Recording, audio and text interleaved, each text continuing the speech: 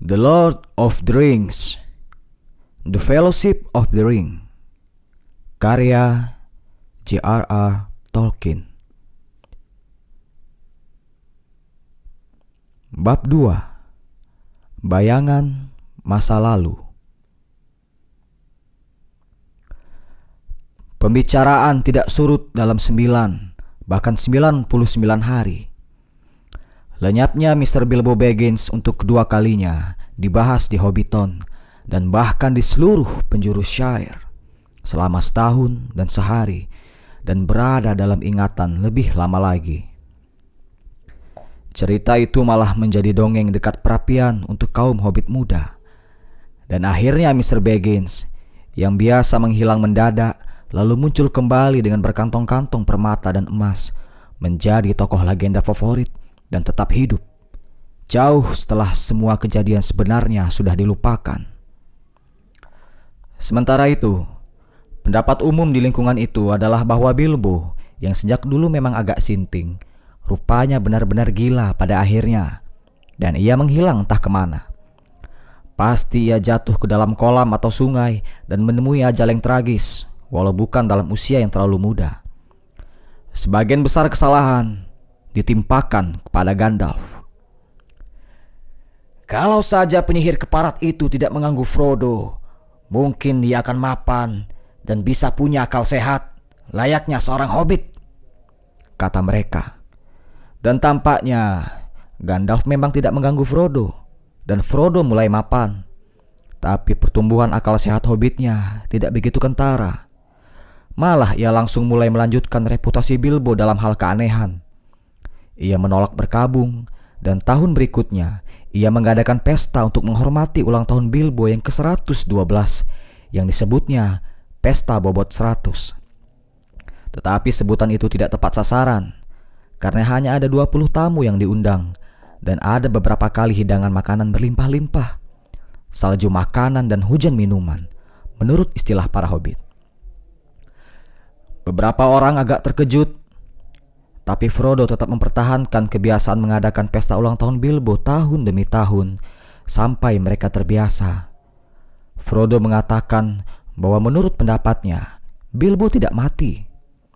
Ketika mereka bertanya, "Kalau begitu, di mana dia?" Ia hanya mengangkat bahu untuk menjawabnya. Frodo hidup sendirian seperti Bilbo dulu. Tapi ia punya cukup banyak teman, terutama di antara para hobbit muda. Kebanyakan keturunan Oltuk yang semasa kanak-kanak sangat menyukai Bilbo dan sering keluar masuk Back End.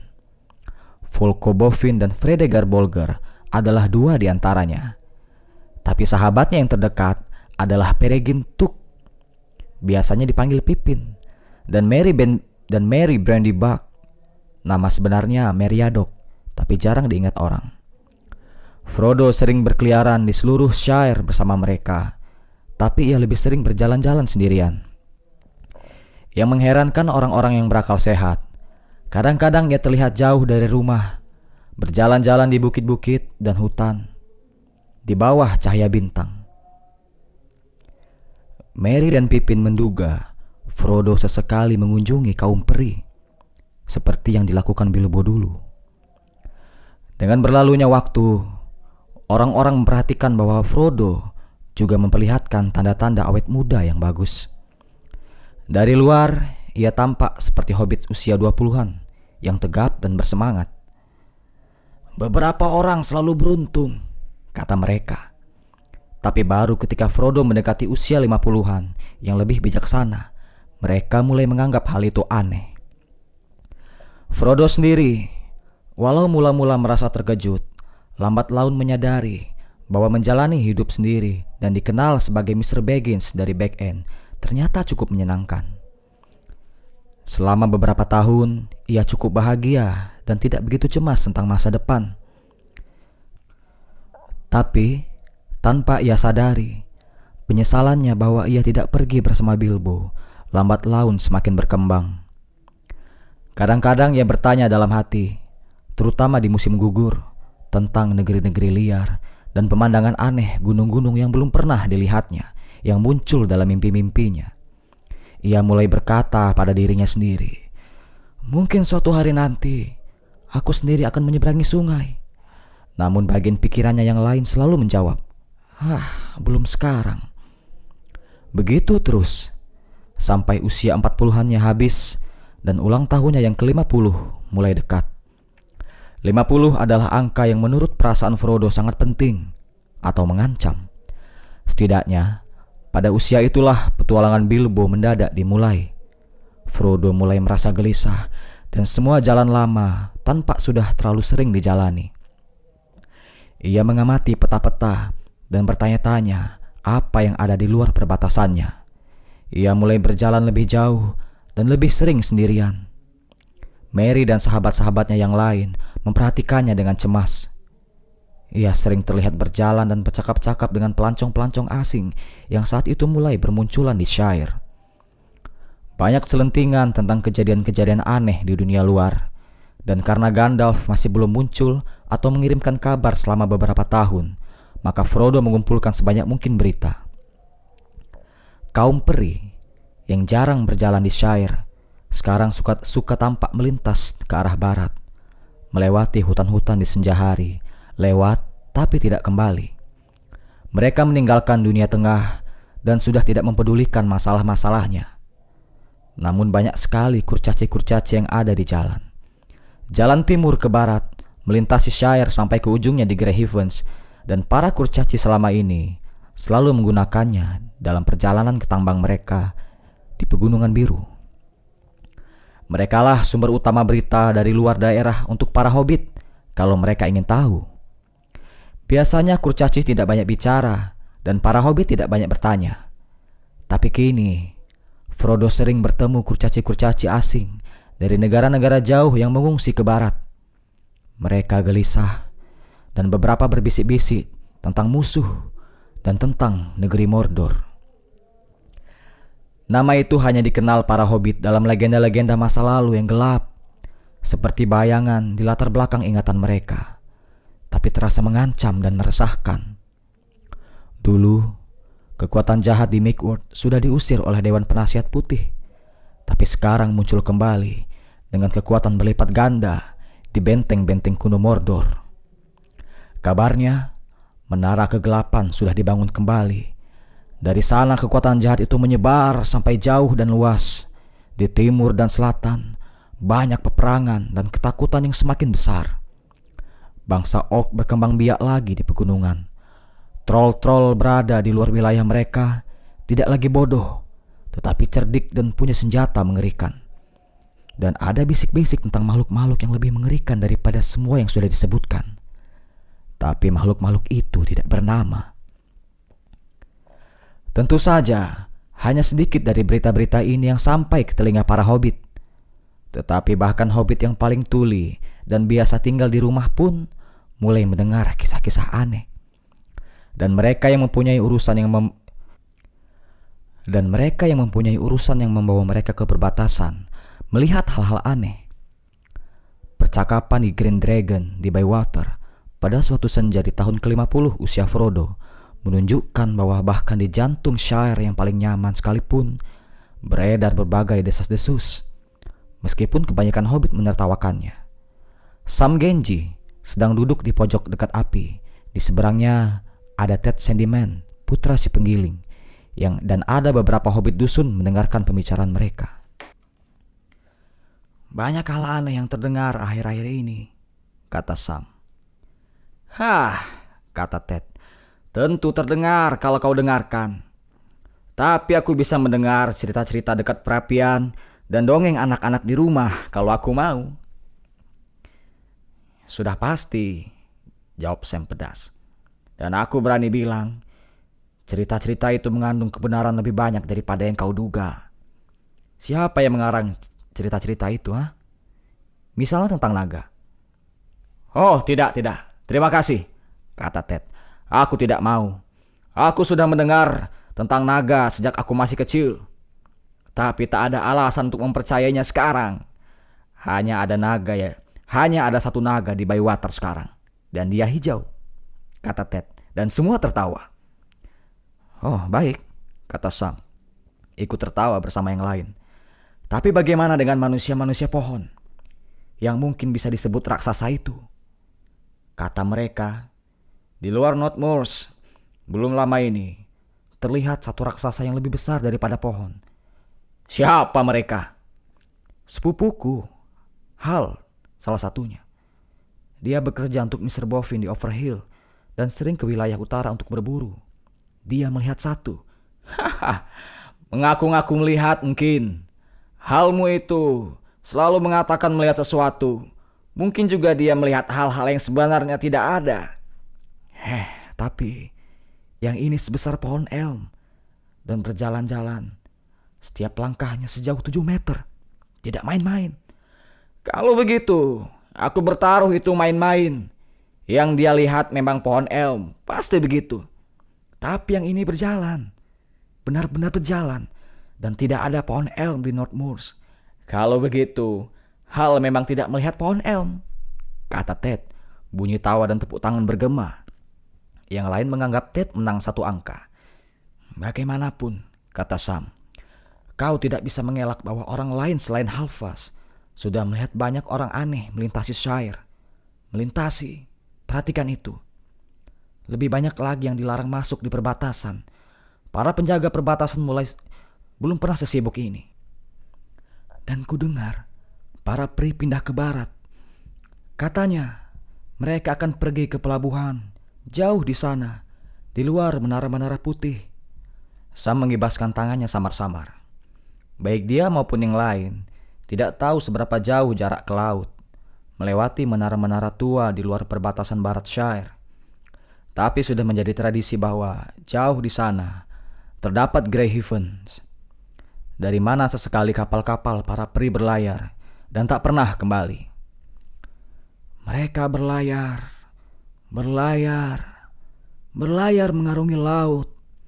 Mereka pergi ke barat dan meninggalkan kita, kata Sam, setengah menyanyikan kata-kata itu, menggelengkan kepalanya dengan sedih dan hikmat. Tapi Ted tertawa. Oh, itu bukan hal baru. Kalau kau percaya dongeng-dongeng kuno. Dan aku tidak mengerti apa hubungannya itu dengan kau atau aku. Biarkan mereka berlayar. Tapi aku yakin kau belum pernah melihat mereka melakukan itu. Juga orang-orang lain di Shire. Ya, aku tahu itu, kata Sam sambil merenung. Ia percaya ia pernah melihat seorang peri di hutan. Dan ia masih berharap akan melihatnya lagi suatu hari nanti.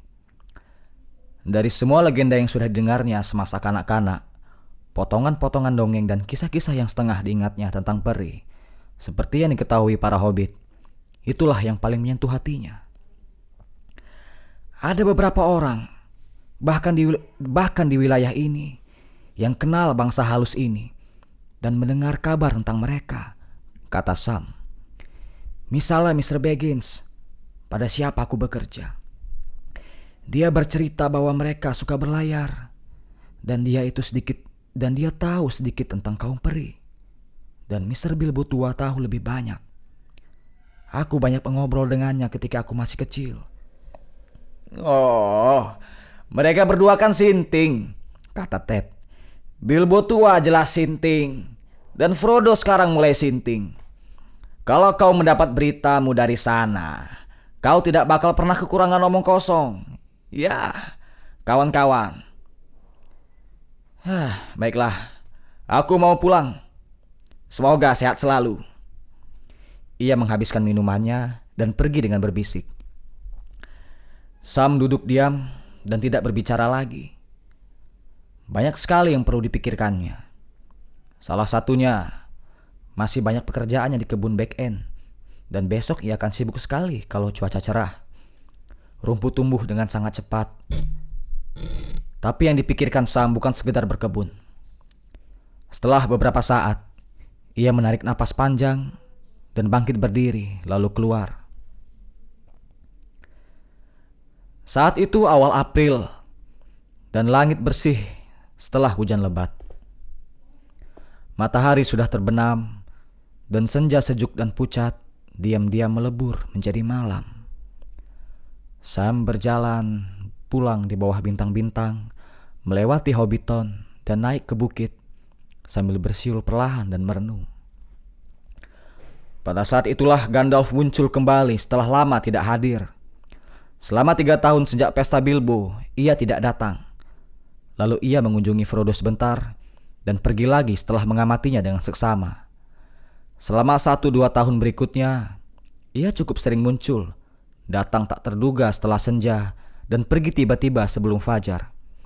Ia tak mau membahas urusan dan perjalanan-perjalanannya sendiri, dan kelihatannya ia terutama tertarik pada berita-berita kecil tentang kesehatan dan tingkah laku Frodo. Kemudian, mendadak kunjungan-kunjungannya berhenti.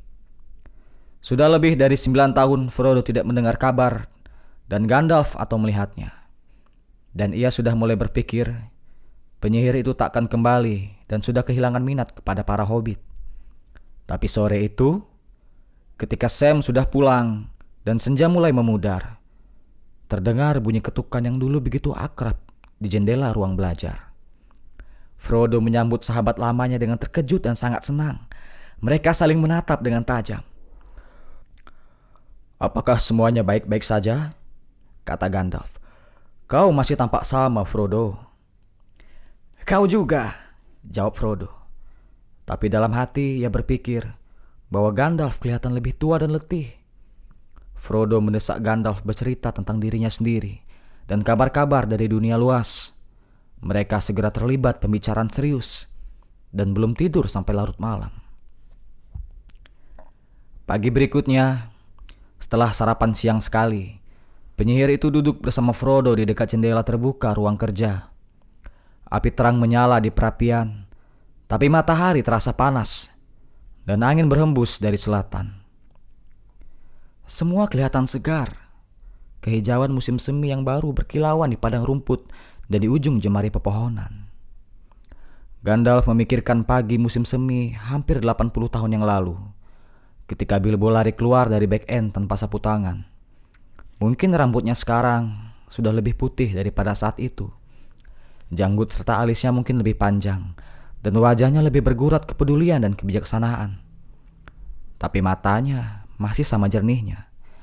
Dan ia merokok serta meniup lingkaran-lingkaran asap dengan semangat dan keceriaan yang sama. Sekarang ia merokok dalam diam, karena Frodo juga duduk diam, merenung. Bahkan dalam cahaya pagi yang cerah itu, ia bisa merasakan bayang-bayang gelap dari kabar yang dibawa Gandalf. Akhirnya ia memecah kesunyian tersebut. "Tadi malam kau mulai menceritakan hal-hal aneh tentang cincinku, Gandalf," kata Frodo. "Lalu kau berhenti, karena menurutmu hal-hal seperti itu lebih baik dibicarakan di pagi hari. Apa tidak sebaiknya kau selesaikan ceritamu sekarang? Katamu, cincin itu berbahaya. Jauh lebih berbahaya daripada yang kuduga. Dalam hal apa?" "Dalam banyak hal, temanku," jawab penyihir itu. "Cincin itu jauh lebih kuat daripada yang kusangka sebelumnya. Begitu kuat, sampai akhirnya dia akan menguasai makhluk hidup manapun yang memilikinya. Cincin itu yang akan memilikinya. Di Eregion, di masa lalu, banyak dibuat cincin peri, cincin sihir, begitu kau menyebutnya, dan beragam pula macamnya. Beberapa lebih ampuh dan beberapa tidak begitu ampuh. Cincin yang kurang bagus hanyalah percobaan dalam kriya ini sampai dia matang. Dan bagi para pandai besi peri, cincin semacam itu tidak ada artinya. Tapi menurutku, tetap sangat berbahaya bagi makhluk hidup. Tetapi cincin-cincin agung, cincin-cincin kekuasaan, mereka amat sangat berbahaya. Makhluk hidup yang menyimpan salah satu cincin agung itu, Frodo, tidak akan mati. Tetapi dia juga tidak akan tumbuh atau memperoleh kehidupan lebih banyak.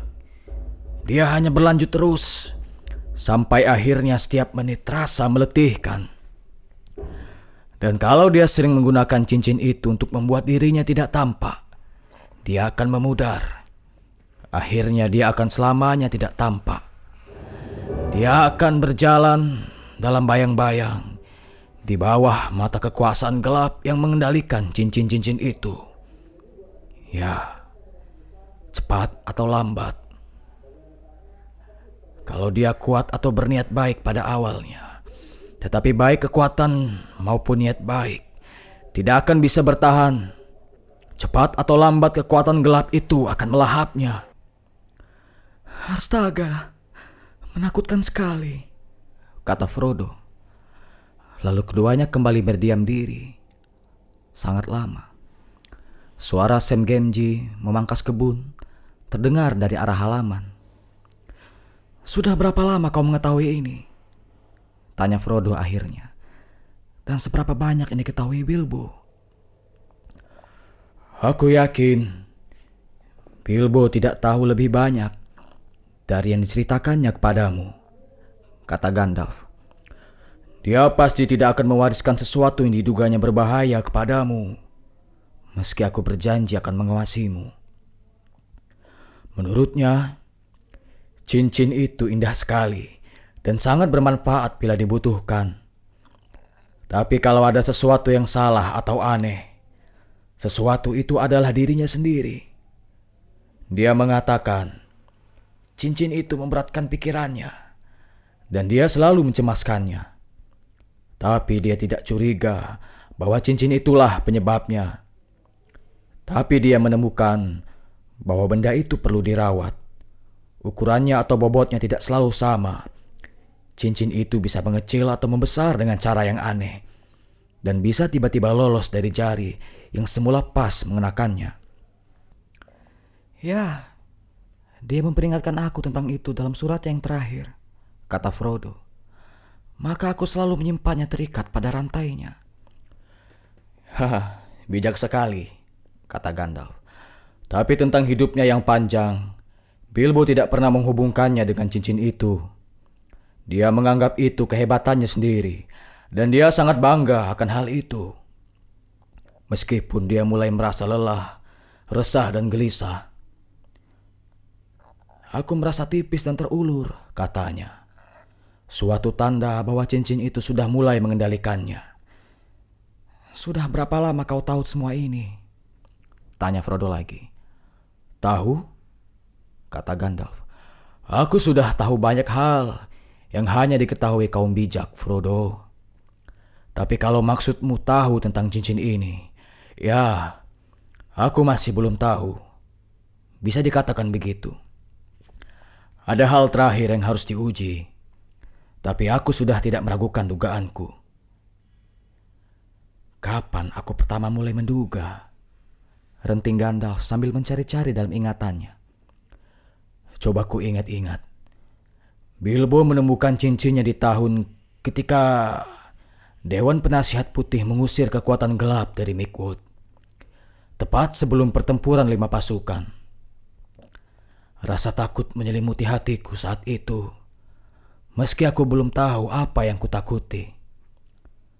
Aku sering bertanya-tanya, bagaimana Gollum bisa mendapatkan cincin agung itu? Bahwa itu cincin agung, setidaknya sudah jelas dari awal. Lalu aku mendengar kisah aneh dari Bilbo tentang bagaimana dia memenangkannya, dan aku tidak percaya. Ketika akhirnya aku berhasil mengorek kebenarannya, langsung kusadari bahwa dia mencoba mengaku-ngaku kepemilikannya atas cincin itu. Mirip sekali dengan Gollum yang mengatakan cincin itu adalah hadiah ulang tahunnya. Kebohongan-kebohongan itu terlalu mirip sehingga aku curiga. Jelas cincin itu memiliki kekuatan tak sehat yang langsung mempengaruhi pemiliknya. Itu peringatan pertama yang kudapat bahwa ada bahaya besar. Sering sekali aku mengatakan kepada Bilbo bahwa cincin-cincin seperti itu lebih baik tidak digunakan. Tapi dia tidak senang dan menjadi marah. Tak banyak yang bisa kulakukan. Aku tak bisa mengambil cincin itu darinya tanpa menyebabkan kerusakan lebih parah. Dan bagaimanapun, aku tidak berhak melakukan itu. Aku hanya bisa memperhatikan dan menunggu. Mungkin aku bisa meminta nasihat Saruman si putih. Tapi selalu ada saja yang menahanku. Oh, siapa Saruman itu? Tanya Frodo. Aku belum pernah mendengar namanya. Mungkin tidak, jawab Gandalf. Kaum Hobbit tidak menjadi perhatiannya. Namun dia termasuk di antara kaum bijak. Dia kepala Ordoku dan ketua Dewan Penasihat. Pengetahuannya dalam sekali. Tapi kesombongannya ikut tumbuh seiring pengetahuannya. Dan dia sangat tidak menyukai campur tangan. Adat istiadat dan pengetahuan tentang cincin-cincin peri, besar maupun kecil, adalah wilayahnya. Dia sudah lama mempelajarinya, mencari rahasia yang hilang tentang pembuatan mereka. Tapi ketika cincin-cincin itu dibahas dalam Dewan Penasihat, dia segala sesuatu yang diungkapkannya kepada kami tentang cincin itu meredam ketakutanku. Maka keraguanku terlena, tapi dengan perasaan gelisah, aku tetap memperhatikan dan menunggu. Dan semuanya kelihatan baik-baik saja dengan Bilbo. Tahun-tahun berlalu, dan tampaknya tidak menyentuh Bilbo. Dia tidak kelihatan bertambah tua. Kekhawatiran itu timbul lagi di hatiku. Tapi aku berkata pada diriku sendiri, bagaimanapun, dia berasal dari keturunan yang berumur panjang dari pihak ibunya. Masih ada waktu. Tunggulah. Dan aku menunggu. Sampai malam itu, ketika Bilbo pergi dari rumahnya, dia mengatakan dan melakukan hal-hal yang menimbulkan ketakutan besar dalam hatiku, yang tak bisa dihilangkan oleh kata-kata Saruman. Akhirnya tahulah aku bahwa sesuatu yang gelap dan mematikan sedang bekerja. Dan sejak itu kuhabiskan sebagian besar waktuku untuk mencari kebenaran sesungguhnya tentang cincin itu. Tak ada bahaya yang permanen, bukan? Tanya Frodo dengan cemas. Dia akan baik-baik saja pada waktunya, bukan? Maksudku, dia beristirahat dalam damai. Dia langsung merasa lebih baik, kata Gandalf. Tapi hanya ada satu kekuatan di dunia ini yang tahu semuanya tentang cincin-cincin ini dan pengaruhnya. Dan sejauh yang ku ketahui, tak ada kekuatan di dunia ini yang tahu segalanya tentang Hobbit. Di antara kaum bijak, hanya aku seorang yang mau mempelajari adat istiadat dan pengetahuan tentang Hobbit. Suatu cabang pengetahuan yang tak dikenal, tapi penuh kejutan. Mereka bisa selembek mentega, tapi kadang-kadang sekokoh akar-akar pohon tua. Mungkin ada Hobbit yang bisa menolak cincin-cincin itu jauh lebih lama dari yang diyakini kaum bijak. Kukira kau tidak perlu cemas tentang Bilbo. Memang dia sudah bertahun-tahun memiliki cincin itu dan menggunakannya. Jadi mungkin perlu waktu lama sampai pengaruhnya hilang sebelum aman baginya untuk melihatnya lagi, misalnya. Bagaimanapun, dia bisa hidup bertahun-tahun lagi dengan bahagia. Tetap sama seperti saat dia berpisah dengan cincin itu. Karena akhirnya dia melepaskannya atas kerelaannya sendiri. Ini suatu pokok penting. Tidak, aku tidak cemas lagi tentang Bilbo. Begitu dia melepaskan cincin itu. Terhadap dirimu lah aku merasa bertanggung jawab. Sejak Bilbo pergi, aku sangat khawatir tentang dirimu dan semua Hobbit yang memikat, konyol, dan tak berdaya ini. Akan menjadi suatu pukulan menyedihkan bagi dunia kalau kekuasaan gelap menguasai Shire. Kalau semua Bolger, Hornblower, Bovin, Presgildel, dan yang lainnya, tak lupa para Baggins konyol, diperbudak olehnya. Frodo menggigil. Tapi kenapa harus begitu? Tanyanya. Dan untuk apa dia menginginkan budak-budak seperti itu?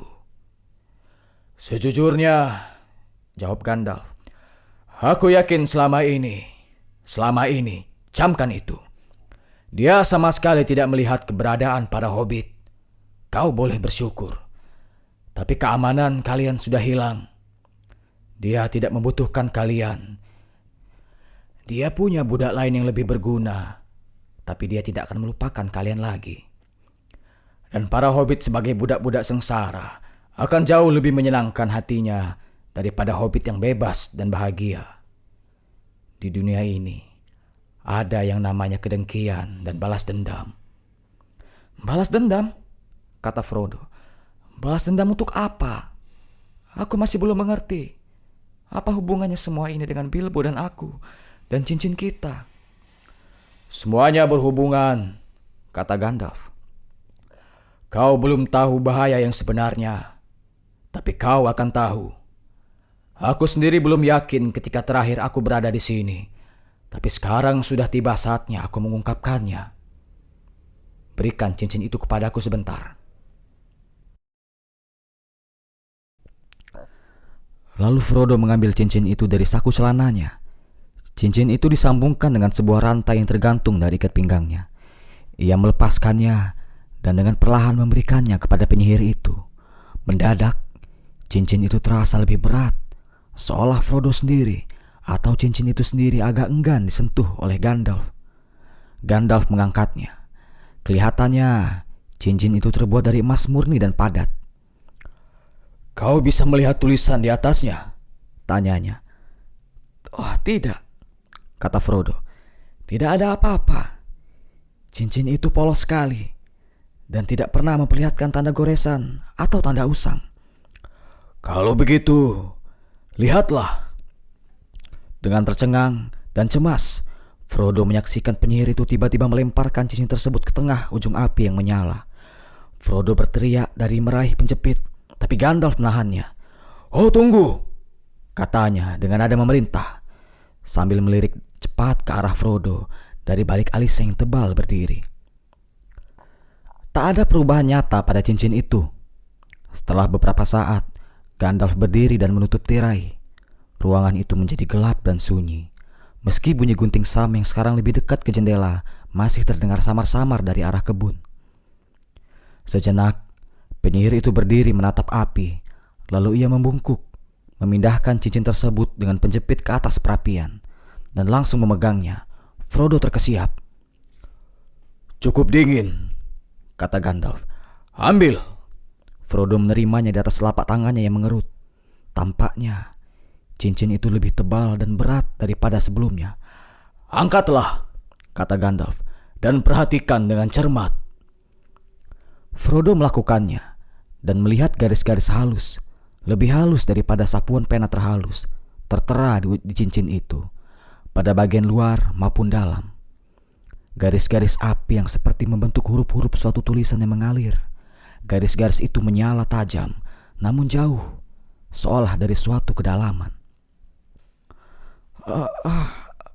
Aku tidak bisa membaca huruf-huruf menyala ini, kata Frodo dengan gemetar. Oh, tidak, kata Gandalf. Tapi aku bisa. Huruf-huruf ini tulisan peri dari langgam kuno, tetapi bahasanya dari Mordor, yang tidak akan kuucapkan di sini. Namun dalam bahasa umum, artinya kira-kira begini. Satu cincin untuk membawa mereka semua dan dalam kegelapan mengikat mereka. Itu hanya 2 baris dari syair yang sudah lama dikenal dalam adat istiadat peri. 3 cincin untuk raja-raja peri di bawah langit. 7 untuk raja-raja kurcaci di balairung batu mereka. 9 untuk insan manusia yang ditakdirkan mati. 1 untuk penguasa kegelapan di tahtanya yang kelam di negeri Mordor, di mana bayang-bayang merajalela. 1 cincin untuk menguasai mereka semua. 1 cincin untuk menemukan mereka. 1 cincin untuk membawa mereka semua dan dalam kegelapan mengikat mereka di negeri Mordor, di mana bayang-bayang merajalela. Gandalf berhenti, lalu berkata perlahan dengan suara dalam. Ini adalah cincin utama. Cincin yang satu untuk menguasai mereka semua. Inilah cincin utama yang hilang beberapa abad yang lalu, hingga sangat melemahkan kekuatannya. Dia sangat berhasrat memilikinya, tapi jangan sampai dia memperolehnya. Frodo duduk diam tak bergerak. Ketakutan seolah mengulurkan tangannya, seperti awan gelap yang terbit di timur, dan bayangannya seakan-akan hendak menelannya. Cincin ini, ia berkata terbata-bata. Bagaimana bisa sampai jatuh ke tanganku?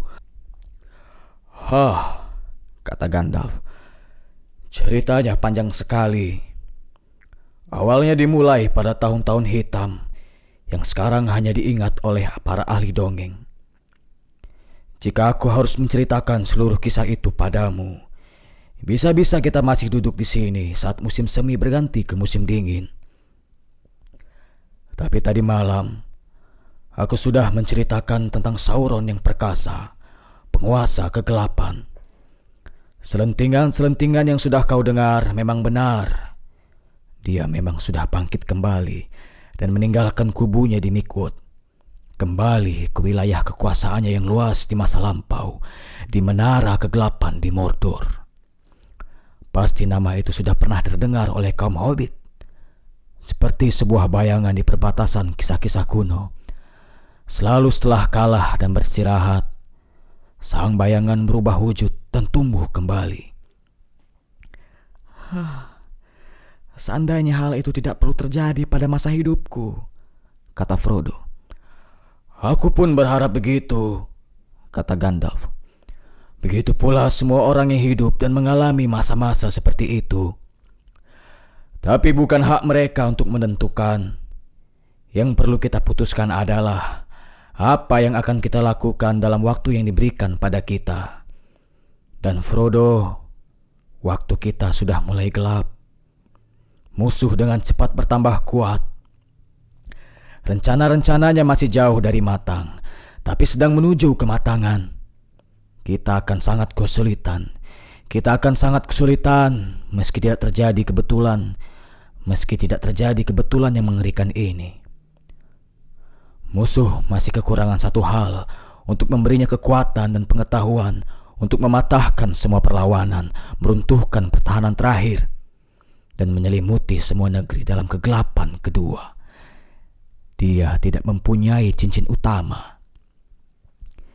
3 cincin yang paling indah disembunyikan oleh para raja peri, dan tangannya belum pernah menyentuh atau menodai ketiganya. 7 menjadi milik kurcaci, tapi dia sudah berhasil mendapatkan 3, dan yang lainnya dimakan naga-naga. 9 diberikannya kepada makhluk manusia yang angkuh dan agung untuk menjerat mereka. Lama berselang mereka jatuh di bawah kekuasaan yang satu itu, dan mereka menjadi hantu cincin. Bayang-bayang di bawah bayangannya yang besar, pelayan-pelayannya yang paling mengerikan. Sudah lama sekali sejak kaum 9 itu pergi keluar wilayah mereka. Tapi siapa yang tahu? Kalau bayangan itu tumbuh lagi, mungkin mereka juga akan berkeliaran lagi. Tapi ayolah, kita tidak akan membahas hal semacam itu di pagi hari di Shire. Jadi, begitulah sekarang. Yang 9 sudah dikumpulkannya sendiri, yang 7 juga, atau kalau tidak mereka sudah hancur. Tapi yang 3 masih tersembunyi. Tapi itu sudah bukan masalah untuknya. Dia hanya membutuhkan yang utama, karena dia sendiri yang membuat cincin itu. Cincin itu miliknya, dan dia memasukkan sebagian besar kekuatannya di masa lalu ke dalam cincin itu, agar bisa mengendalikan semua yang lain. Kalau dia menemukannya, dia akan kembali memerintah mereka semua, dimanapun mereka berada, bahkan juga yang 3 itu. Dan semua yang sudah dibuat bersamaan dengan mereka akan terbuka, dan dia akan semakin kuat. Dan inilah kemungkinan yang mengerikan Frodo. Semula dia menyangka cincin utama sudah hancur, bahwa kaum peri sudah menghancurkannya seperti seharusnya. Tapi kini dia sudah tahu bahwa cincin itu tidak hancur, bahwa cincin itu ditemukan. Jadi, Sekarang dia mencarinya, dan seluruh tekadnya ditujukan pada cincin itu. Cincin itu menjadi harapannya yang besar dan ketakutan kita yang besar. Kenapa tidak dihancurkan? Seru Frodo. Dan bagaimana musuh bisa sampai kehilangan cincin itu kalau dia begitu kuat? Dan kalau cincin itu begitu berharga baginya?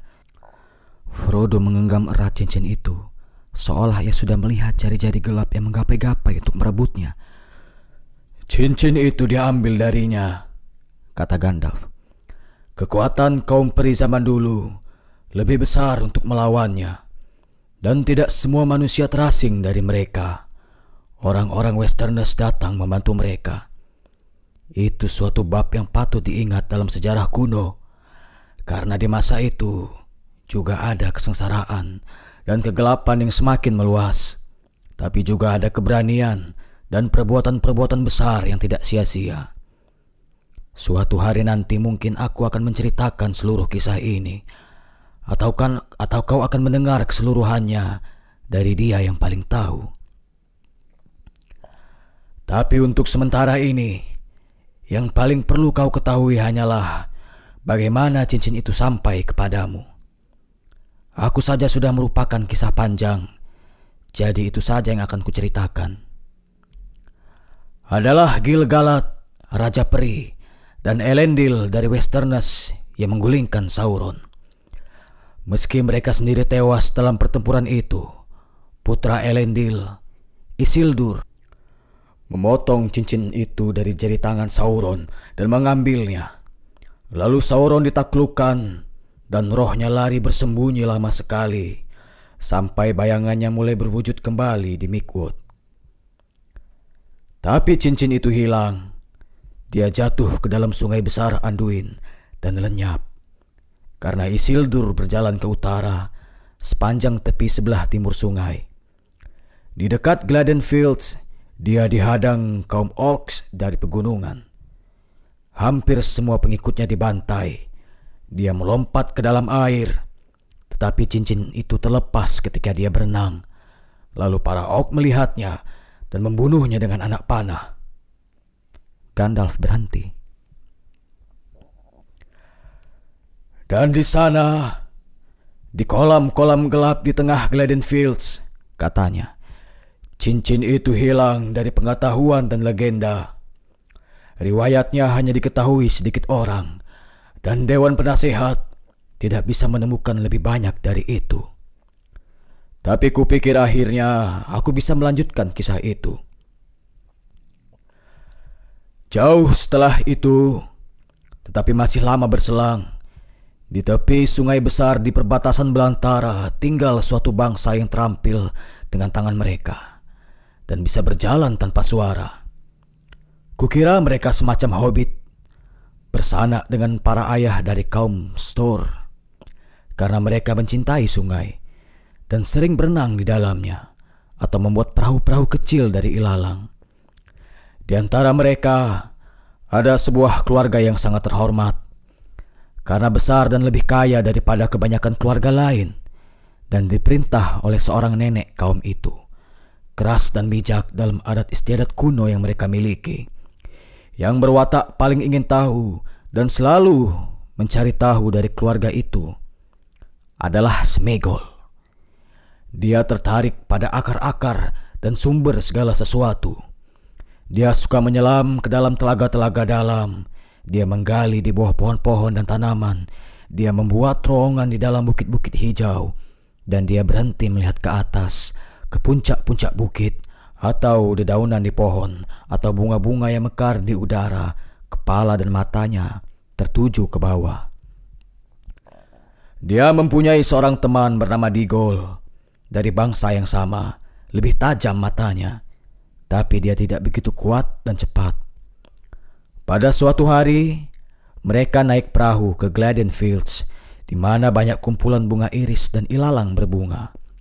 Di sana, Sméagol keluar dan menyelidiki tepi sungai, tetapi Digol duduk di dalam perahu dan memancing. Tiba-tiba, seekor ikan besar tersangkut pada kailnya, dan sebelum Digol sadar, dia sudah terseret keluar, masuk ke dalam air, ke dasar sungai. Lalu dia melepaskan pancingnya karena merasa melihat sesuatu berkilauan di dasar sungai. Sambil menahan napas, dia memungutnya. Lalu dia naik ke atas sambil mengap-ngap.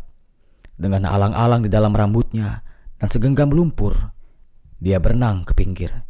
Dan lihat, ketika dia mencuci lumpurnya, di sana, di tangannya, ada cincin emas yang sangat indah, berkilauan dan bercahaya di bawah sinar matahari, membuat Digol bahagia sekali. Ketika Smigol memperhatikannya dari balik pohon, dan sementara Digol memandangi cincin itu dengan tamak, Smigol diam-diam mendekatinya. "Berikan cincin itu kepadaku, Digol sayang," kata Smigol dari balik bahu temannya. "Kenapa?" "Karena ini hari ulang tahunku sayang, dan aku menginginkannya," kata Smigol. "Aku tidak peduli," kata Digol. "Aku sudah memberikan hadiah kepadamu, lebih dari yang sanggup kuberikan. Aku menemukan ini, dan aku akan menyimpannya." "Oh, begitu sayang," kata Smigol. Lalu dia meraih leher Digol dan mencekiknya, karena emas itu tampak begitu cemerlang dan indah. Lalu dia mengenakan cincin itu di jarinya. Tak ada yang tahu apa yang terjadi dengan Digol. Dia dibunuh jauh dari rumah dan mayatnya disembunyikan dengan cerdik. Tetapi Smigol pulang sendirian, dan dia menemukan bahwa tidak ada keluarganya yang bisa melihatnya kalau dia memakai cincin itu.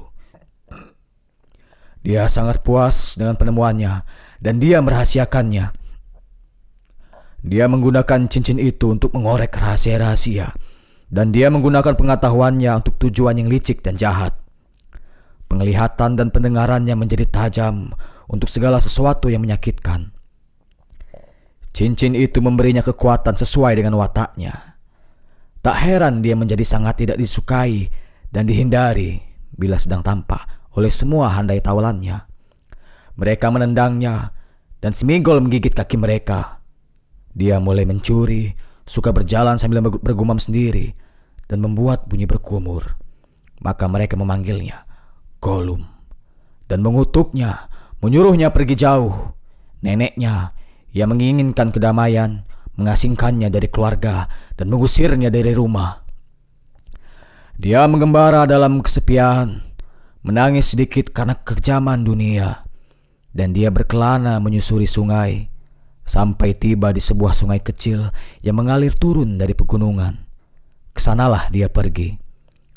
Dia menangkap ikan di telaga-telaga yang dalam dengan jari-jarinya yang tak tampak dan memakannya mentah-mentah.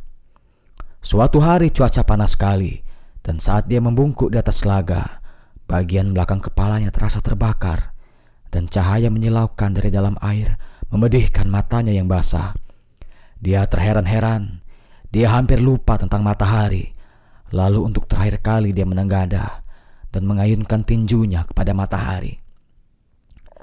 Tapi ketika dia menurunkan pandangannya, di kejauhan tampak olehnya puncak pegunungan berkabut, dari mana aliran sungai berasal, dan terpikir olehnya, akan sejuk dan dingin di bawah pegunungan itu.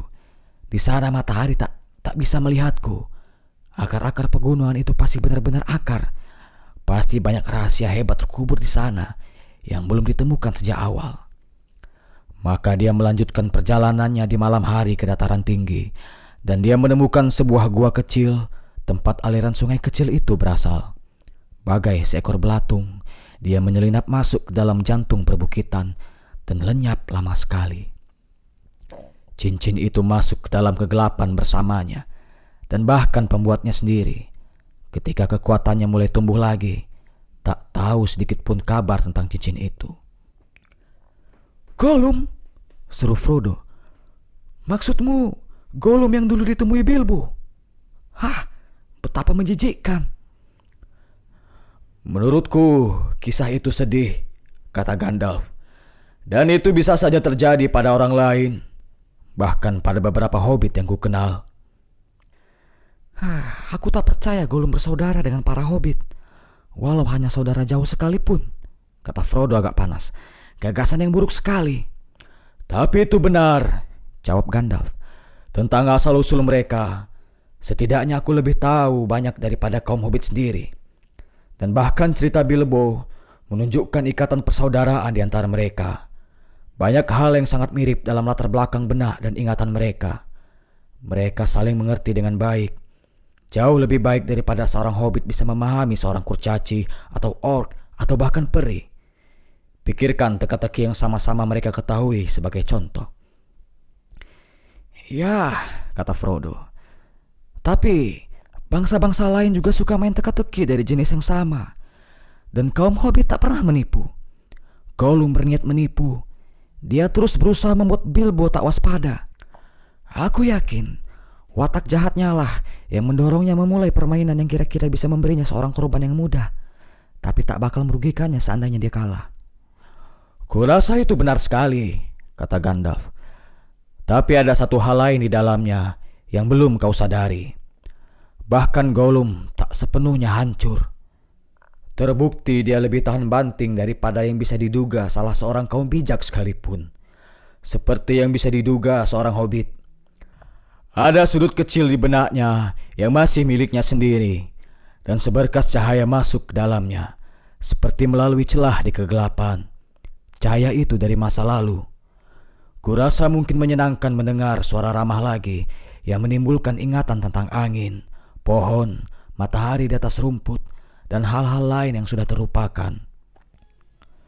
Tapi pada akhirnya, itu hanya membuat bagian dirinya yang jahat semakin marah, kecuali bila bagian yang jahat itu bisa dikalahkan, bisa disembuhkan. Gandalf mendesah. Sayang. Kecil sekali harapan untuk itu baginya. Tapi bukan sama sekali tidak ada harapan. Tidak. Meski dia sudah sekian lama memiliki cincin itu, hampir sepanjang ingatannya. Sudah lama sekali dia tidak lagi memakainya. Dalam kegelapan, cincin itu jarang dibutuhkan. Jelas dia tidak pernah meredup. Dia masih kurus dan liat. Tapi benda itu sudah menguasai pikirannya, tentu saja, dan siksaannya sudah hampir tak tertahankan. Semua rahasia besar yang dikiranya ada di bawah pegunungan, ternyata hanya malam kosong. Tak ada lagi yang bisa ditemukan, tak ada lagi yang berharga bisa dilakukan. Hanya makan makanan menjijikkan dengan sembunyi-sembunyi, dan ingatan penuh dendam. Dia sangat menderita. Dia benci kegelapan, dan terlebih lagi membenci cahaya. Dia benci semuanya, dan cincin itu yang paling dibencinya. Apa maksudmu? Kata Frodo. Bukankah cincin itu kesayangannya dan satu-satunya yang dia pedulikan? Kalau dia membencinya, mengapa dia tidak membuangnya atau pergi meninggalkannya? Seharusnya kau mulai mengerti, Frodo, setelah semua yang kau dengar, kata Gandalf. Dia membenci dan mencintai cincin itu, seperti dia membenci dan mencintai dirinya sendiri. Dia tidak bisa membuangnya. Dia tidak punya kemauan tersisa untuk itu. Cincin kekuasaan itu mengendalikan dirinya sendiri, Frodo. Dia bisa melepaskan diri dengan licik, tapi pemiliknya tidak akan pernah meninggalkannya. Paling-paling si pemilik hanya bermain-main dengan gagasan untuk menyerahkannya pada orang lain. Itu pun hanya pada tahap awal, ketika cincin itu baru mulai menancapkan pengaruhnya. Setahuku sepanjang sejarah, hanya Bilbo yang benar-benar melepaskannya. Itu pun dengan pertolonganku. Bahkan saat itu pun, dia tidak mau begitu saja menyerahkannya atau melepaskannya. Bukan Gollum, Frodo, tapi cincin itulah sendiri yang menentukan segala sesuatunya. Cincin itu yang meninggalkannya. Apa tepat pada waktunya untuk bertemu Bilbo? Kata Frodo. Tidakkah seorang orc lebih sesuai untuknya? Ini bukan masalah main-main, kata Gandalf. Bukan untukmu. Ini peristiwa paling aneh dalam seluruh riwayat cincin tersebut sejauh itu. Kedatangan Bilbo tepat pada waktu itu, dan bagaimana tangannya tepat menyentuh cincin itu dalam kegelapan. Ada lebih dari satu kekuatan yang bekerja, Frodo. Cincin itu sedang berusaha kembali ke tangan majikannya. Dia terlepas dari tangan Isildur dan mengkhianatinya. Lain ketika ada kesempatan, dia menjerat Digol yang malang dan membuatnya terbunuh. Setelah itu dia melahap Gollum. Namun kemudian Gollum sudah tidak bisa dimanfaatkan lagi. Gollum terlalu kecil dan licik. Selama cincin itu tetap bersamanya, dia takkan pernah meninggalkan telaganya yang dalam. Jadi sekarang, sang majikannya sudah bangkit kembali dan mengirimkan pikiran jahatnya dari Mirkwood. Dia meninggalkan Gollum. Tapi justru dia dipungut oleh orang yang paling tak terduga yang bisa dibayangkan, Bilbo dari Shire. Di balik itu, ada kekuatan lain yang bekerja, di luar rencana si pembuat cincin. Aku hanya bisa mengatakan bahwa memang Bilbo sudah ditakdirkan untuk menemukan cincin itu dan bukan oleh pembuatnya. Dalam hal itu, berarti kau juga sudah ditakdirkan memilikinya. Ini mungkin bisa membangkitkan semangatmu. Ah, tidak, kata Frodo. Meski aku tidak yakin memahamimu. Tapi bagaimana kau belajar tentang semua ini? Dan tentang Gollum? Apa kau benar-benar tahu semuanya? Atau hanya masih menduga-duga? Gandalf memandang Frodo. Matanya bersinar-sinar. Aku sudah tahu banyak dan aku belajar banyak, jawabnya. Tapi aku tidak akan menceritakan semua tindakanku kepadamu. Sejarah Elendil dan Isildur dan cincin utama sudah dikenal semua kaum bijak. Cincinmu terbukti sebagai cincin utama dari tulisan apinya saja, terlepas dari bukti-bukti lain. Dan kapan kau menemukan itu? Frodo menyela. Baru saja di ruangan ini, tentu, jawab Gandalf tajam. Tapi aku sudah menduga akan menemukan bukti itu. Aku sudah kembali dari perjalanan-perjalanan gelap dan pencarian panjang untuk melakukan ujian terakhir itu. Itu bukti terakhir dan sekarang semuanya sudah jelas. Mereka-reka bagian Gollum dan mencocokkannya ke dalam celah sejarah membutuhkan sedikit pemikiran. Awalnya aku memang sekedar menduga-duga tentang Gollum. Tapi sekarang aku sudah tidak menduga-duga lagi. Aku sudah tahu. Aku sudah bertemu dengannya. Kau bertemu Gollum? Seru Frodo tercengang. Ya, itu jelas perlu kalau bisa. Dulu aku pernah mencobanya, tapi baru belakangan ini akhirnya aku berhasil. Jadi, apa yang terjadi setelah Bilbo lolos darinya? Kau tahu ceritanya? Tidak begitu jelas. Yang kuceritakan padamu hanyalah apa-apa yang mau dibeberkan Gollum. Meski ceritanya tidak persis seperti yang kusampaikan padamu. Gollum itu pembohong. Dan kita harus menyaring kata-katanya. Misalnya saja, dia menyebut cincin itu sebagai hadiah ulang tahunnya. Dan dia bertahan pada versinya itu. Dia bilang dia mendapatkannya dari neneknya, yang punya banyak benda indah semacam itu. Kisah itu konyol. Aku percaya nenek Smigol seorang pemimpin keluarga, seorang yang agung dengan caranya sendiri. Tapi tak masuk akal kalau mengatakan dia punya banyak cincin peri dan bahwa neneknya membagi-bagikan cincin itu. Itu bohong. Tapi ada sepercik kebenaran dalam kebohongan itu. Pembunuhan Digol menghantui Gollum dan dia sudah membangun pertahanannya. Mengulangi terus ceritanya kepada cincin tersayangnya sambil mengunyah tulang dalam kegelapan sampai dia hampir-hampir mempercayai ceritanya sendiri. Memang saat itu ulang tahunnya. Digol memang seharusnya memberikan cincin itu kepadanya. Ternyata cincin itu memang muncul sebagai hadiah ulang tahunnya. Itu memang hadiah ulang tahunnya dan seterusnya dan seterusnya. Aku berusaha bersabar semampuku. Tapi kebenarannya sangat penting. Dan akhirnya aku terpaksa bersikap keras. Kuancam dia dengan kengerian akan api dan kuperas seluruh cerita sebenarnya. Sedikit demi sedikit. Dengan banyak sedu-sedan dan geraman. Dia menganggap orang-orang salah paham terhadapnya dan telah bersikap jahat pada dirinya. Tapi akhirnya dia menceritakan seluruh kisahnya hanya sejauh akhir permainan teka-teki dan pelarian Bilbo, dan setelah itu Dia tidak mau mengungkapkan lebih banyak lagi, kecuali dengan petunjuk-petunjuk gelap.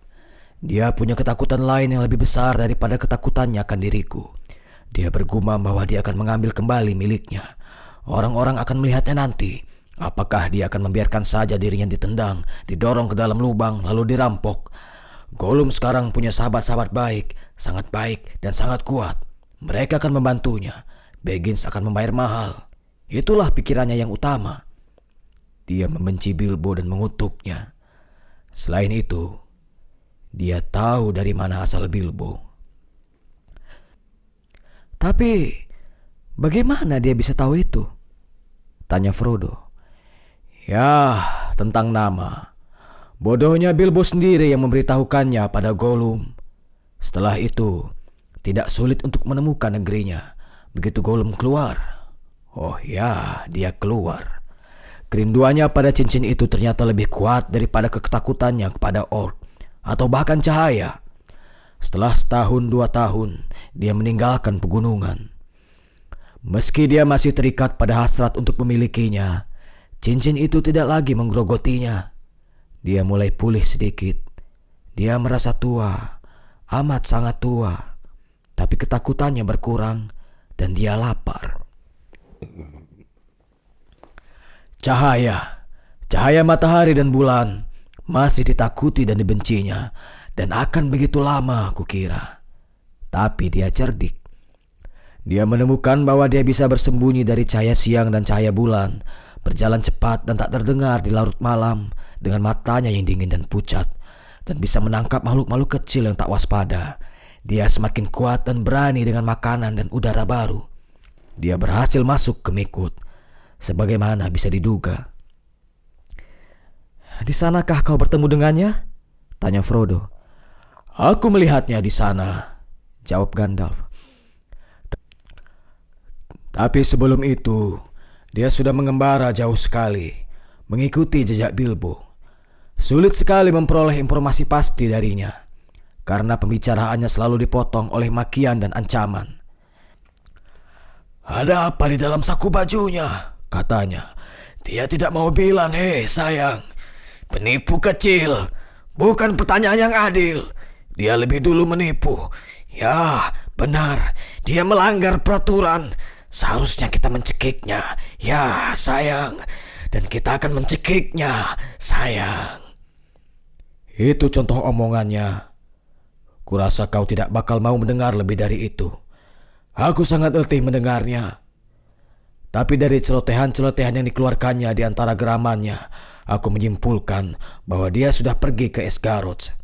Dan bahkan dia jalan-jalan ke Dale, mendengarkan diam-diam dan mengintip.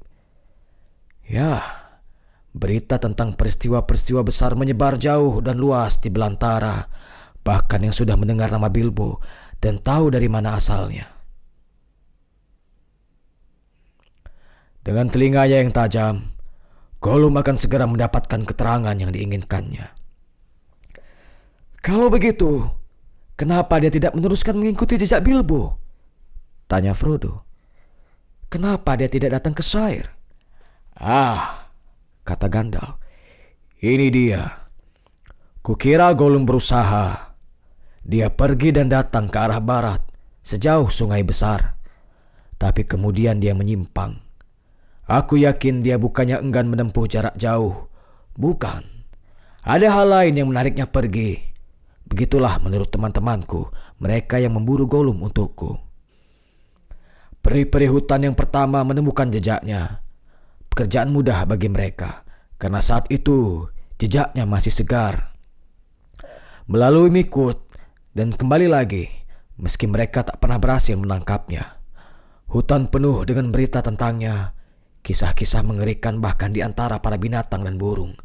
Para penghuni hutan mengatakan ada teror baru di luar sana, hantu yang minum darah. Memanjat pohon untuk mencari sarang-sarang, merangkak ke dalam lubang-lubang untuk mencari anak-anak binatang. Dia menyelinap melalui jendela-jendela untuk mencari keranjang bayi. Tetapi di perbatasan barat Mirkwood, jejaknya menyimpang ke arah lain. Jejaknya mengembara ke arah selatan, keluar dari penglihatan para peri hutan dan lenyap. Lalu aku membuat kesalahan besar. Ya, Frodo, dan bukan yang pertama. Meski aku khawatir mungkin akan terbukti sebagai yang paling berat, aku membiarkannya. Aku membiarkan dia pergi karena masih banyak hal lain yang harus kupikirkan saat itu, dan aku masih mempercayai pengetahuan Saruman. Ya, itu sudah bertahun-tahun yang lalu. Aku sudah membayarnya sejak itu dengan banyak hari-hari gelap dan berbahaya. Jejaknya sudah dingin ketika aku mulai mengikutinya lagi setelah Bilbo pergi dari sini. Dan pencarianku sudah akan sia-sia kalau bukan karena bantuan seorang sahabat, Aragorn, pengembara dan pemburu terbesar abad ini di dunia. Bersama-sama kami mencari Gollum di Santero Belantara tanpa harapan dan tanpa hasil. Tapi akhirnya, ketika aku sudah menghentikan perburuan dan pergi ke wilayah lain, Gollum ditemukan. Sahabatku datang kembali dari bahaya besar sambil membawa makhluk menyedihkan itu bersamanya. Apa yang sudah dilakukannya, dia tidak mau bilang. Dia hanya menangis dan menyebut kami kejam dengan banyak Gollum di tenggorokannya. Ketika kami mendesaknya, dia merengek dan membungkuk dan menggosok tangannya yang panjang, menjilati jemarinya seolah terasa pedih, seakan-akan dia ingat sesuatu siksaan lama. Tapi aku tak punya keraguan lagi. Dia sudah berjalan perlahan-lahan, selangkah demi selangkah, mil demi mil ke selatan, dan pada akhirnya tiba di negeri Mordor. Keheningan yang terasa menekan menyelimuti ruangan itu. Frodo bisa mendengar detak jantungnya sendiri. Bahkan di luar segalanya terasa sunyi. Tak terdengar lagi bunyi gunting Sam. Ya, ke Mordor, kata Gandalf. Mordor menarik semua hal yang keji, dan kekuasaan gelap mengerahkan kemampuannya untuk mengumpulkan mereka semua di sana. Cincin musuh juga akan meninggalkan jejaknya, membuatnya terbuka untuk panggilan itu. Dan semua orang berbisik tentang bayangan baru di selatan, serta kebenciannya kepada barat. Di sanalah teman-temannya yang baru yang akan membantunya membalas dendam. Si tolol yang menyedihkan. Di negara itu dia belajar terlalu banyak hingga membuatnya tak merasa nyaman. Dan cepat atau lambat, saat dia bersembunyi dan mengintai di perbatasan, dia akan tertangkap dan dibawa untuk penyelidikan. Begitulah jalannya kukira. Ketika ditemukan, dia sudah lama berada di sana dan sedang dalam perjalanan kembali untuk melakukan sesuatu niat jahat. Tapi itu sudah tidak penting sekarang. Kejahatan paling berat sudah dilakukan. Ya, sayang sekali. Melalui dia, musuh jadi tahu bahwa cincin utama sudah ditemukan lagi. Dia tahu di mana Isildur jatuh. Dia tahu di mana Gollum menemukan cincinnya. Dia tahu bahwa cincin itulah cincin agung, karena dia memberikan umur panjang. Dia tahu itu bukan salah satu dari 3 cincin, karena mereka tak pernah hilang dan mereka tak tahan terhadap kejahatan. Dia tahu itu bukan salah satu dari 7 atau 9 cincin lainnya, karena keberadaan mereka diketahui. Dia tahu inilah cincin utama, dan kurasa begitulah akhirnya dia mendengar tentang Hobbit dan Shire. Shire mungkin dia sedang mencarinya sekarang, kecuali kalau dia sudah menemukan letaknya. Bahkan Frodo, aku cemas kalau dia sekarang menganggap penting nama Baggins yang semula tak diperhatikannya. Oh, mengerikan sekali, seru Frodo. Jauh lebih mengerikan daripada bayanganku yang paling buruk. Setelah mendengar petunjuk dan peringatan-peringatanmu. Oh, Gandalf, sahabatku yang terbaik. Apa yang harus kulakukan? Karena sekarang aku benar-benar takut. Apa yang harus kulakukan? Sayang sekali Bilbo tidak menusuk makhluk menjijikan itu ketika ada kesempatan. Sayang, perasaan ulas asihlah yang menahan tangannya. Perasaan ulas asih dan pengampunan untuk tidak memukul bila tidak perlu, dan dia mendapatkan balasan yang pantas, Frodo. Percayalah, dia hanya sedikit menderita oleh kejahatan itu, dan akhirnya dia lolos karena dia memulai kepemilikannya atas cincin itu dengan rasa welas asih. Aku menyesal, kata Frodo, tapi aku ketakutan, dan aku tidak merasa kasihan sedikit pun pada Gollum. Kau belum melihatnya, sela Gandalf. Tidak, aku tidak ingin, kata Frodo. Aku tidak mengerti. Apa maksudmu bahwa kau dan kaum peri membiarkan dia tetap hidup setelah semua tindakannya yang mengerikan itu? Boleh dibilang dia sama jahatnya dengan kaum orc. Dan dia seorang musuh. Dia pantas mati. Ya, pantas mati. Menurutku memang begitu. Banyak yang hidup sepantasnya mati, dan beberapa yang mati sepantasnya tetap hidup. Apa kau bisa memberikan kehidupan pada mereka? Jadi, jangan terlalu bersemangat memberi penilaian, karena bahkan kaum bijak tidak bisa tahu semua tujuan akhir. Aku tidak menaruh harapan besar bahwa Gollum bisa disembuhkan sebelum dia mati. Tapi kemungkinan itu ada, dan dia terikat erat dengan nasib cincin ini. Hatiku mengatakan dia masih akan memainkan peranan, entah untuk kebaikan atau kejahatan, sebelum kisah ini berakhir. Dan kalau akhir itu sudah tiba, perasaan ulas asih Bilbo mungkin akan menentukan nasib banyak pihak, termasuk nasibmu. Yang jelas, kami tidak membunuh Gollum. Dia sudah sangat tua dan sangat sengsara. Para perihutan memenjarakannya, tapi mereka memperlakukannya seramah mungkin. Bagaimanapun, kata Frodo, meski Bilbo tidak sampai hati membunuh Gollum, mestinya dia tidak mengambil cincin itu. Mestinya dia tidak pernah menemukan cincin itu. Dan mestinya aku tidak memperolehnya. Kenapa kau biarkan aku menyimpannya? Kenapa kau tak menyuruhku membuangnya? Atau menghancurkannya? Membiarkanmu? Menyuruhmu? Kata penyair itu. Apa kau tidak mendengarkan kata-kataku tadi? Apa yang ada dalam pikiranmu tidak sama dengan apa yang kau ucapkan. Tentang masalah membuangnya, itu jelas salah. Cincin-cincin ini punya cara ampuh untuk ditemukan. Di tangan yang jahat, dia bisa sangat berbahaya. Paling buruk, dia mungkin jatuh ke tangan musuh. Dan itu akan terjadi karena ini cincin utama, dan musuh sedang memakai seluruh kekuatannya untuk menemukan cincin ini atau menariknya kepadanya. Memang cincin ini sangat berbahaya bagimu, Frodo. Dan itu sangat menyusahkan hatimu. Tapi begitu banyak yang dipertaruhkan, sehingga aku harus mengambil resiko.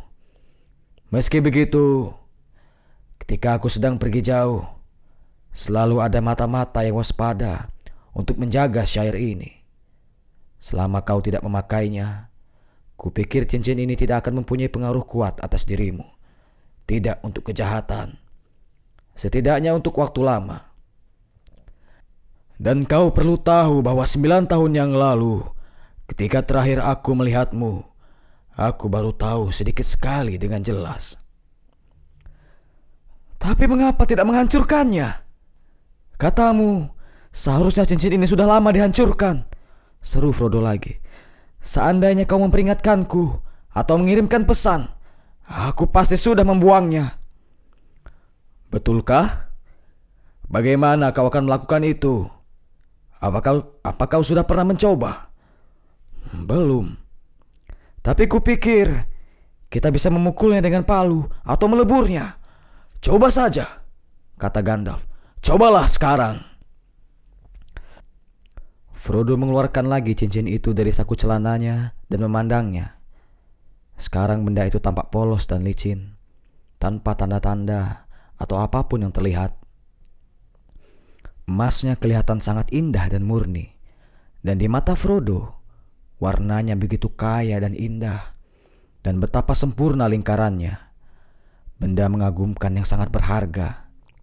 Tapi ketika mengeluarkannya, Ia berniat melemparkannya ke dalam bagian api yang paling panas. Tapi sekarang ia sadar bahwa ia tidak bisa melakukannya. Tidak tanpa perjuangan berat. Ia menimbang-nimbang cincin itu di tangannya, bimbang, dan memaksa dirinya mengingat semua yang diceritakan Gandalf. Dengan kemauan keras ia bergerak, seolah hendak melemparkannya. Tapi ia menyadari bahwa ia justru memasukkan cincin itu kembali ke sakunya. Gandalf tertawa sedih. Kau lihat, kau juga sudah tak bisa melepaskannya begitu saja, Frodo. Dan tak punya kemauan untuk menghancurkannya. Dan aku tak bisa menyuruhmu, kecuali dengan paksaan yang akan mematahkan pikiranmu. Tapi untuk mematahkan cincin itu, tak bisa dengan kekuatan fisik. Sekalipun kau mengambilnya dan memukulnya dengan palu godam, tak akan ada cacat. Cincin itu tak bisa dirusak oleh tanganmu maupun tanganku. Apimu yang kecil tentu saja tak bisa melebur emas biasa sekalipun. Cincin itu sudah melewatinya tanpa cedera, bahkan tanpa panas. Tapi tak ada bengkel pandai besi di Shire yang bisa mengubahnya. Bahkan landasan dan tungku para kurcaci pun tak bisa. Konon, hanya api naga yang bisa melebur dan melahap cincin-cincin kekuasaan ini. Tapi kini sudah tidak ada naga di dunia yang mempunyai api cukup panas. Dan belum pernah ada naga, tidak juga Ankalagon si hitam, yang bisa menciderai cincin utama, cincin penguasa ini. Karena dia dibuat oleh Sauron sendiri. Hanya ada satu cara, yaitu menemukan celah ajal di kedalaman Orodruin, gunung api, dan melemparkan cincin itu ke dalamnya kalau benar-benar mau dihancurkan, agar dia berada di luar jangkauan musuh untuk selamanya. Aku benar-benar ingin menghancurkannya, seru. Menyuruh menghancurkannya. Aku tidak cocok untuk pencarian berbahaya. Seandainya aku tidak pernah melihat cincin ini. Mengapa dia datang padaku? Mengapa aku yang dipilih? Pertanyaan seperti itu tidak bisa dijawab, kata Gandalf. Kau harus yakin itu bukan karena suatu kelebihan yang tidak dipunyai orang lain. Bukan karena kekuatan atau kebijakan setidaknya. Tapi karena kau sudah dipilih. Dan karenanya kau harus menggunakan kekuatan dan kecerdasan yang kau miliki. Tapi aku hanya punya sedikit sekali dari keduanya. Kau bijaksana dan kuat. Apa kau tidak mau mengambil cincin ini? Oh tidak, seru Gandalf sambil melompat berdiri. Dengan kekuatan itu, kekuatanku bakal terlalu besar dan mengerikan. Dan melalui aku, cincin itu akan memperoleh kekuatan lebih besar dan lebih mematikan. Mata Gandalf berkilat-kilat dan wajahnya bercahaya, seolah ada api memancar dari dalam dirinya. Jangan menggodaku, karena aku tak ingin jadi seperti penguasa kegelapan. Walau cincin itu memasuki hatiku melalui jalan ulas asih kepada kelemahan dan hasrat kekuatan untuk melakukan kebajikan. Jangan goda aku. Aku tak berani mengambilnya, walau untuk mengamankannya sekalipun, tanpa menggunakannya. Hasrat untuk menggunakannya akan terlalu besar untuk kulawan. Padahal aku membutuhkan seluruh kekuatanku, karena banyak bahaya di depanku. Gandalf berjalan ke jendela, menyibakkan tirai-tirai dan penutup jendela. Cahaya matahari mengalir kembali ke dalam ruangan. Sam melewati jalan setapak di luar sambil bersiul. Dan kini, kata penyair itu, berbicara lagi kepada Frodo. Keputusan ada di tanganmu. Tapi aku akan selalu membantumu. Ia meletakkan tangannya di bahu Frodo. Aku akan membantumu menanggung beban ini, selama dia menjadi bebanmu. Tapi kita harus segera bertindak. Musuh sudah mulai bergerak. Ada keheningan lama sekali. Gandalf duduk kembali dan mengisap pipanya, seolah termenung. Matanya seakan terpejam, tapi dari bawah kelopak matanya, ia memperhatikan Frodo dengan tajam. Frodo terpaku menatap bara api di pendiangan, sampai pemandangan itu memenuhi seluruh pemandangannya, dan ia seolah sedang melihat ke dalam sumur api yang dalam. Ia sedang memikirkan celah ajal dan kengerian gunung api. Baiklah, kata Gandalf akhirnya. Apa yang kau pikirkan? Apa kau sudah memutuskan akan berbuat apa? Belum, jawab Frodo, tersadar kembali dari kegelapan. Dengan kaget ia menyadari bahwa hari belum gelap, dan dari jendela ia bisa melihat kebun yang disinari cahaya matahari. Atau mungkin sudah. Sejauh yang kupahami dari ucapanmu, kurasa aku harus menyimpan cincin ini dan menjaganya, setidaknya untuk sementara, apapun pengaruhnya kepadaku. Apapun pengaruhnya, akan berjalan lambat ke arah kejahatan, kalau kau menyimpannya dengan niat seperti itu, kata Gandalf. Mudah-mudahan begitu, kata Frodo. Tapi kuharap kau bisa segera menemukan penjaga lain yang lebih baik. Sementara itu, kelihatannya aku merupakan bahaya bagi semua yang hidup di dekatku. Aku tak bisa menyimpan cincin itu dan tetap tinggal di sini. Seharusnya aku meninggalkan Back End, meninggalkan Shire, meninggalkan semuanya dan pergi. Frodo mengeluh. Aku ingin menyelamatkan tempat ini, kalau bisa. Meski kadang-kadang kupikir penduduknya terlalu bodoh dan menjemukkan. Dan mungkin bagus juga kalau mereka terkena gempa bumi atau diserang naga-naga. Tapi sekarang aku tidak merasa seperti itu. Aku menyadari bahwa selama Shire ku tinggal dalam keadaan aman dan nyaman, aku akan merasa lebih senang dalam pengembaraanku. Aku tahu bahwa ada pertahanan kuat, meski kakiku tidak menginjak Shire lagi. Tentu saja, kadang-kadang terpikir olehku untuk pergi, tapi kubayangkan kepergianku seperti semacam liburan, serangkaian petualangan seperti pengembaraan Bilbo, atau bahkan lebih bagus, yang berakhir dengan tentram. Tapi itu akan berarti pengucilan, pelarian dari satu bahaya ke dalam bahaya lainnya, menarik bahaya menguntitku. Dan aku harus pergi sendirian kalau ingin menyelamatkan Shire. Tapi aku merasa sangat kecil dan terasing, dan ya, putus asa. Musuh sangat kuat dan mengerikan. Frodo tidak mengatakannya pada Gandalf, tapi sementara ia berbicara, suatu hasrat besar untuk mengikuti Bilbo menyala dalam hatinya, untuk mengikuti Bilbo dan bahkan mungkin menemuinya lagi. Hasrat itu begitu kuat sampai mengalahkan ketakutannya. Hampir saja ia lari keluar saat itu juga, melintasi jalan tanpa mengenakan topi, seperti pernah dilakukan Bilbo di suatu pagi lama berselang. Frodoku yang baik, seru Gandalf. Hobbit benar-benar makhluk yang mengherankan. Seperti sudah kukatakan sebelumnya, kita bisa belajar segala sesuatu tentang watak dan adat istiadat mereka dalam sebulan. Tapi setelah 100 tahun pun, mereka masih bisa memberi kejutan. Aku tidak berharap mendapat jawaban seperti itu. Tidak juga darimu. Rupanya Bilbo tidak salah memilih ahli waris, meski dia tidak tahu betapa pentingnya hal ini. Aku khawatir kau benar. Cincin itu tak bisa tetap disembunyikan lebih lama lagi di Shire, demi keselamatanmu sendiri dan juga yang lain.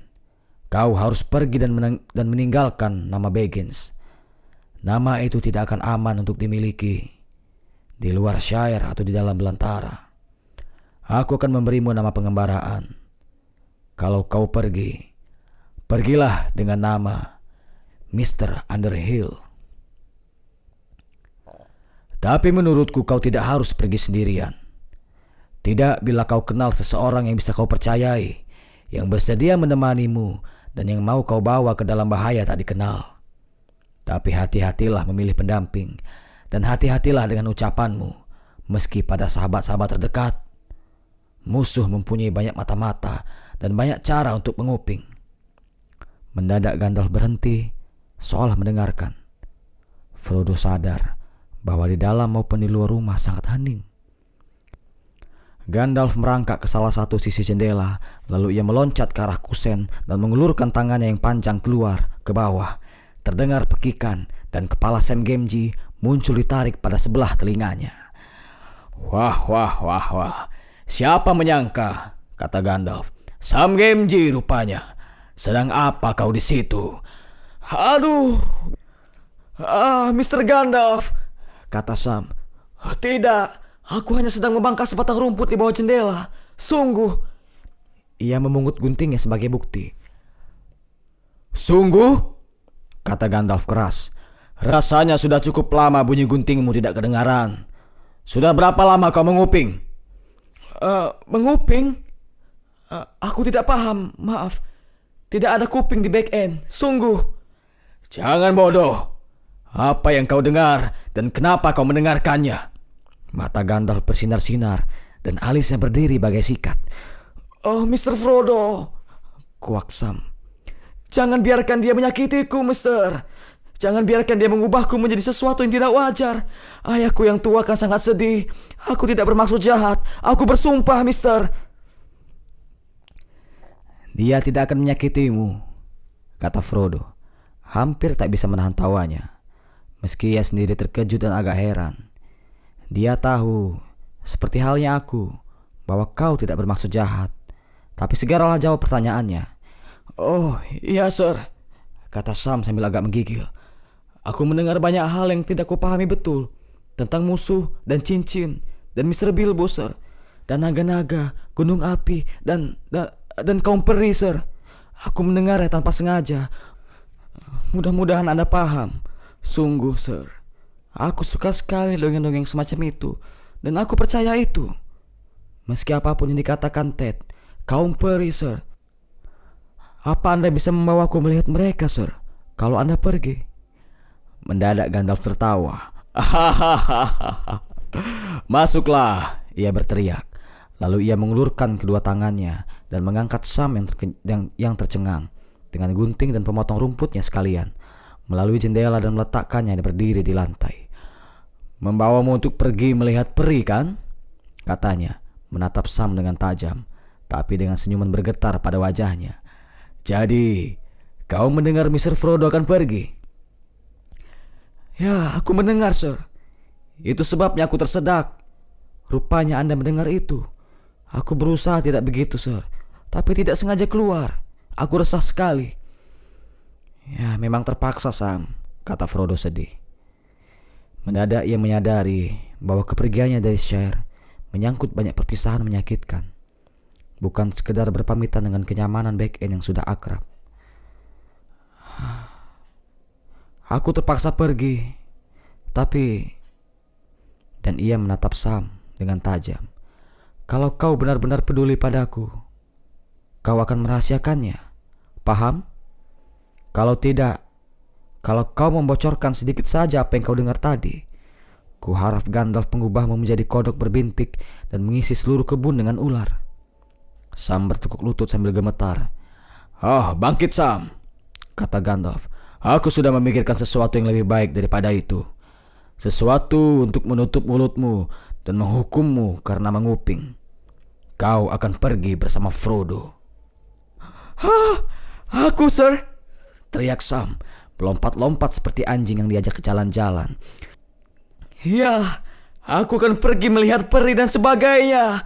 Terima kasih, Gandalf. Ia berteriak.